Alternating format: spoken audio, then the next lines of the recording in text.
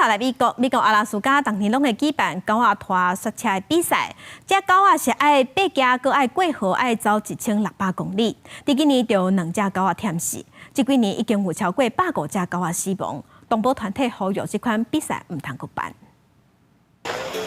今日一度的爱迪塔罗高球摔跤赛车衫起跑，这是阿拉斯加传统的冬季活动。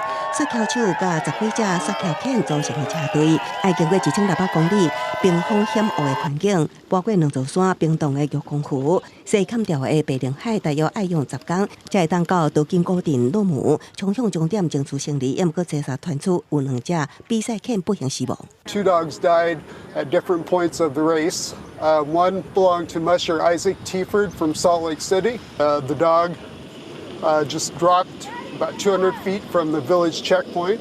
A vet was there. Vet came out and did about 20 minutes of CPR, but the dog died. 2只摔跤犬伫第8天，大约走到1000公里的阶段，未堪你倒落去，验尸无法度确定死因，也爱进一步检查。所属的2支队伍拢是菜鸟啊参赛，也遵守大会规则，主动退出。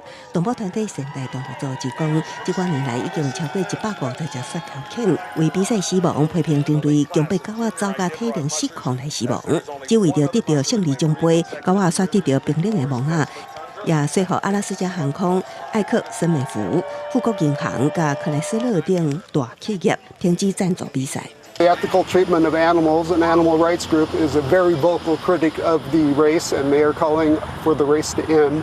这是爱迪塔罗赛5年来头一摆有狗仔死亡，也毋过训练过程也是高风险。几个月前，就有赛地乌多摆弄着车队，造成摔跤犬5死8伤。目前排名第1的国界冠军卫冕者希维，开始比赛无偌久，就有狗仔甲麋鹿冲动受伤。现代动物组织指控希维无视处理狗仔的伤势，将胜利看得比狗仔命较重要，要求伊退赛。也毋过主办单位指伊熟悉麋鹿了后，无正确处理，增加2点钟出时间，对其他指控暂时无回应。公司新闻是会中评论。